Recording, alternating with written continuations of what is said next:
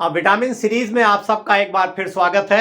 हम लोग आजकल विटामिन की बात कर रहे हैं, जिसमें फैट सॉल्युबल विटामिन की बात हो रही थी। फैट सॉल्युबल विटामिन की जब बात हो रही है, उसका ये मतलब है कि ये ऐसे विटामिन हैं जब हम इनको थोड़े फैट के साथ लेते हैं, इस्तेमाल करते हैं, तो हमारा शरीर इनको अच्छी तरह से डाइजेस्ट करता है और एब्जॉर्ब करता है। और जब अगर हम सफिशिएंट क्वांटिटी में इनको ले लेते हैं तो हमारा शरीर इनको लंबे समय तक स्टोर रख सकता है। 3 विटामिन की हम लोग अब तक बात कर चुके हैं, विटामिन ए, विटामिन डी और विटामिन ई।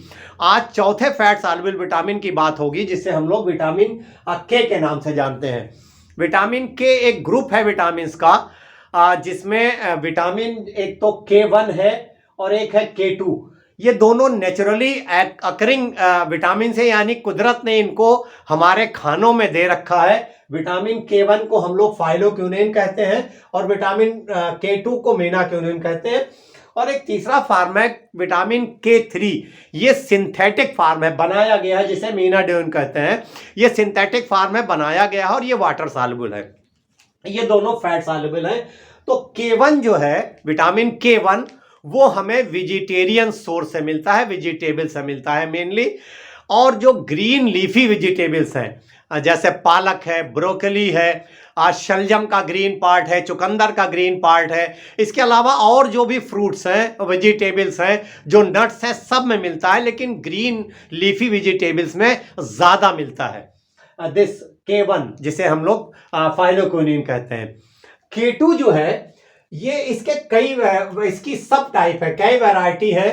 MK4 से लेकर के MK9 तक कई वैरायटीज है, लेकिन जो सबसे इंपॉर्टेंट है that is the MK7। MK7 जो है, ये ज्यादा अच्छे से एब्जॉर्ब होता है और शरीर इसका ज्यादा फायदा उठाती है। ये मिलता कहाँ से है हमें? K2। देखिए, हमारा शरीर जो है, हमारी जो इंटेस्टाइन है, हमारी जो बड़ी आंत है, उसमें बहुत से बैक्टीरिया हैं, जिसे हम कहते हैं माइक्रोबियम। तो हमारे बैक्टीरिया कुछ पार्ट जो है वो विटामिन K2 का बनाते हैं। जो हम लोग K1 खाते हैं, वो कुछ पार्ट K2 में कन्वर्ट करते हैं। इसके अलावा हमें ये नॉन वेजिटेरियन सोर्स से मिलता है। ऐसे जानवर जो घास खाते हैं, यानी जो खुले में चर रहे हैं, खुले में चरते हैं, जब वो green leafy vegetables, green leaf का इस्तेमाल करते हैं, तो उनको K1 मिलता है और उनका शरीर उसको K2 में कन्वर्ट करता है। तो जो ग्रास फेड एनिमल्स हैं, उनके जो मीट है, खास तौर पे उनका लीवर है, उनका जो दूध है, उस दूध से जो चीज़ बन रही है या उससे जो बटर बन रहा है, जो मुर्गियां हैं, यानी जो चिकन है, वो जो फ्री घूमने वाली चिकन है, उनके अंडे में जो अंडे की जर्दी है, उसमें अच्छी क्वांटिटी में है। तो K2 हमें ज़्यादातर नॉन वेजिटेरियन फूड से मिलता है। सबसे और अच्छा सोर्स है, एक उसे कहते हैं जापानीज नेटो। ये जापानीज एक डिश है जिसमें वो सोयाबीन को फर्मेंट करते हैं। जैसे अचार हम लोग बनाते हैं, वो फर्मेंट करते हैं, तो इसमें बहुत अच्छे सोर्स में। इसके अलावा जो पत्ता गोभी का अचार है, जिसे सोरकाट कहते हैं, उसमें मिलता है। तो फर्मेंटेड फूड में मिलता है K2, और जो नॉन वेजिटेरियन सोर्स में मिलता है। फर्मेंटेड में इसलिए मिलता है कि उसमें बैक्टीरियल ग्रोथ होती है। तो K1 और K2 दो नेचुरल एकरिंग फार्म है जो हमें हमारे खानों से मिलते हैं विटामिन K के। तो विटामिन K हमारे शरीर के लिए इतना ज़रूरी क्यों है, क्या करता है?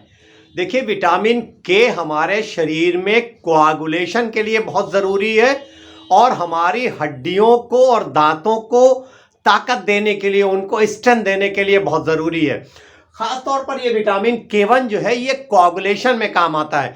देखिए, कोआगुलेशन एक प्रोसेस है बॉडी का। क्या होता है, देखा हम लोगों ने, जब कभी हमारा कहीं पर कट जाता है, ब्लीडिंग होती है, खून निकलता है, तो वो खून थोड़ी देर में जम जाता है, थक्का बन जाता है, क्लॉट बन जाता है। इस प्रोसेस को हम लोग कहते हैं कोआगुलेशन।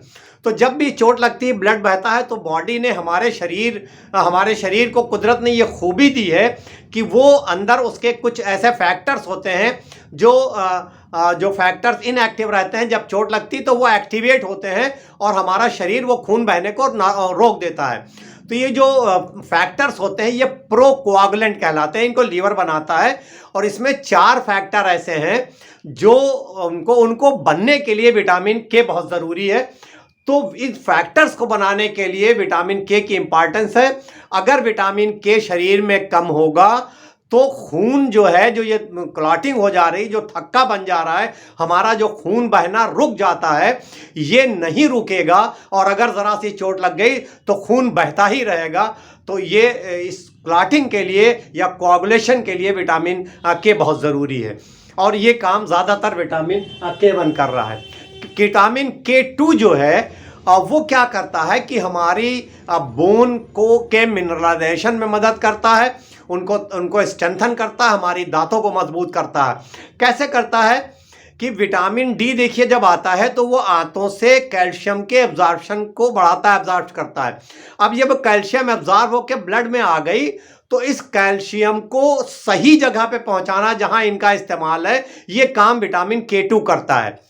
तो जब ये विटामिन के2 कैल्शियम को ब्लड से लेकर के हड्डियों तक, दांतों तक पहुंचाता है तो हमारी हड्डियां मजबूत होती हैं, मिनरलाइजेशन होता है, हमारे दांत मजबूत होते हैं। जब हमारी हड्डियां मजबूत होती हैं तो ऑस्टियोपोरोसिस जैसे बीमारियों से हमें बचता है। नहीं, हड्डियां खोखली नहीं रहती हैं, कमज़ोर नहीं, मजबूत हो जाती हैं। तो अगर विटामिन के कम होगा तो हड्डियां ऑस्टियोपोरोसिस हो जाएगी, कमज़ोर हो जाएंगी और तो आसानी से वो टूटेंगी। लेकिन जब विटामिन के ठीक रहता है तो हड्डियां और दांत मजबूत रहते हैं।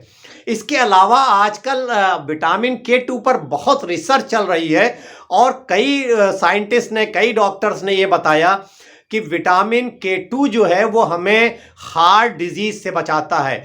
ये हमारी जो ब्लड वेसल्स हैं, हमारी जो खून की नालियां हैं, उनमें कैल्शियम को डिपॉजिट नहीं होने देता, वहाँ जमने नहीं देता, जिससे वो नालियाँ हार्ड नहीं होती हैं, लचीलापन उनका बना रहता है। तो हमें ब्लड प्रेशर से बचाता है। और चूंकि कैल्शियम डिपॉजिट नहीं होता है तो हार्ट अटैक के चांसेस भी घट जाते हैं। इसके अलावा ये भी पता चला कि विटामिन के2 जो है वो एक तरह से एंटीऑक्सीडेंट के तौर पर काम करता है, तो हमारी इम्यूनिटी को बढ़ाता है। और जब एंटीऑक्सीडेंट के तौर पर काम करता है तो हमें कई तरह की बीमारियों से बचाता है।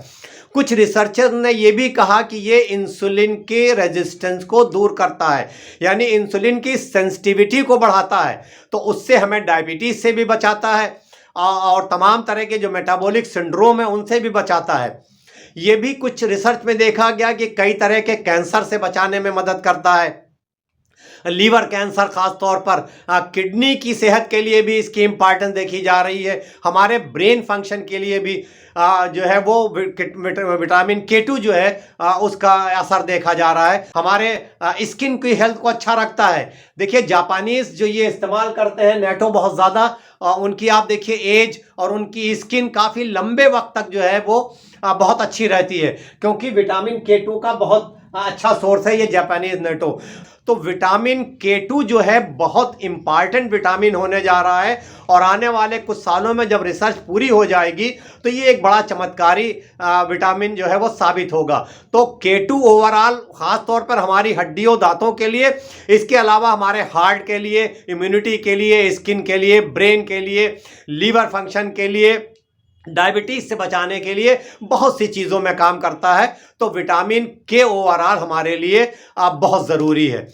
अब विटामिन के जो है हमें कितना चाहिए होता है? प्रतिदिन जो है वो चाहिए तकरीबन 70 to 140 microgram per day. Microgram है, ये मिलीग्राम नहीं है। और कुछ लोग ये कहते हैं कि फीमेल्स में 90 माइक्रोग्राम पर डे चाहिए और मेल्स में जो है 120 माइक्रोग्राम पर डे चाहिए। तो बहुत कम क्वांटिटी जो है चाहिए होती है डेली। और हम लोग नॉर्मली जो खाना आमतौर पर खाते हैं उससे हमें विटामिन के मिल जाता है। जो वेजिटेरियन लोग हैं वो वेजिटेरियन सोर्सेस से ले सकते हैं, तमाम ग्रीन लीफी वेजिटेबल्स से। और जो और भी दूसरी जो वेजिटेबल्स हैं और जो फ्रूट्स हैं और नट्स हैं उनसे भी, लेकिन ग्रीन लीफी वेजिटेबल्स से ज़्यादा मिलता है। जो नॉन वेजिटेरियन लोग हैं उनको तमाम तरह के मीट और एग, और जो वेजिटेरियन लोग हैं उनको जो है चीज़ से और बटर से वहाँ से मिल सकता है। तो हमें आमतौर पर हमारे डाइट में सफिशिएंट अमाउंट में होता है, इसलिए आमतौर पर विटामिन के की कमी नहीं होती है। तो विटामिन के की कमी किन लोगों को हो सकती है? देखिए, जो या तो डाइट बिल्कुल हम ले ही नहीं रहे हैं, या हमारी डाइटरी हैबिट बहुत ख़राब है, और या फिर जो है हम खा तो रहे हैं लेकिन ये ठीक से एब्जॉर्ब नहीं हो पा रहा है, मैल एब्जॉर्प्शन है। देखिए, विटामिन के चूँकि फैट सॉल्युबल विटामिन है, तो इसके एब्जॉर्प्शन के लिए, डाइजेशन के लिए, हमारे लीवर के फंक्शन को, पैंक्रियाज के फंक्शन को ठीक रहना है। वहाँ पर बाइल आएगा और पैंक्रियाटिक जूस आएंगे तो वो ठीक से हजम होगा। तो अगर किसी वजह से हमारा लीवर ठीक से काम नहीं कर रहा है, ख़ासतौर पर अगर ऑब्स्ट्रक्टिव जॉन्डिस हो गई है किसी को, तो वहाँ पर इसकी कमी हो सकती है। या मैल एब्जॉर्प्शन, यानी कुछ ऐसी बीमारी हमें है जो हम खा तो रहे हैं, अपने डाइट से ले रहे हैं, लेकिन वो एब्जॉर्ब नहीं हो पा रहा है। तो सिर्फ उन्हीं लोगों को कमी हो सकती है। उन लोगों में भी कमी हो सकती है जो बहुत लंबे वक्त तक ऐसी यानी कि दवाएं ले रहे हैं, एंटीबायोटिक्स ले रहे हैं, जिससे उनके जो हमारे नॉर्मल जो गट फ्लोरा हैं वो ख़त्म हो गए हैं। मैंने आपको बताया था कि विटामिन K2 ख़ास तौर पर जो है वो हमारे माइक्रोबियाम, जो हमारे बैक्टीरिया हैं बॉडी में, वो बनाते हैं। तो अगर बहुत एंटीबायोटिक कोई खा रहा है किसी वजह से, उसको एंटीबायोटिक ज़्यादा दिया जा रहा है, तो उसके अंदर कमी हो सकती है।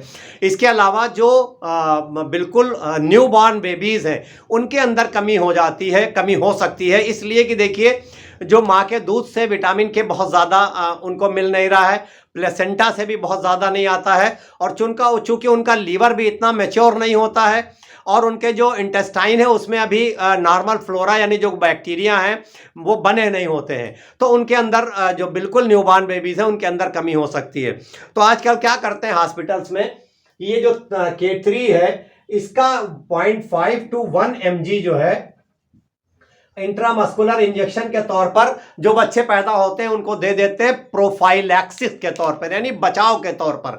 इससे क्या होता है कि उनको किसी तरह की इंटरनल हैमरेज जो है होने के चांसेस घट जाते हैं, क्योंकि विटामिन के नहीं होगा तो ब्लीडिंग कहीं ना कहीं हो सकती है। तो के उनको प्रोफाइलैक्सिक तौर पर वो दे देते हैं छोटे बच्चों में। बाकी आम तौर पर विटामिन के जो है वो कम नहीं होता है, जो हम लोग डाइट लेते हैं उससे, डाइट से मिल जाता है।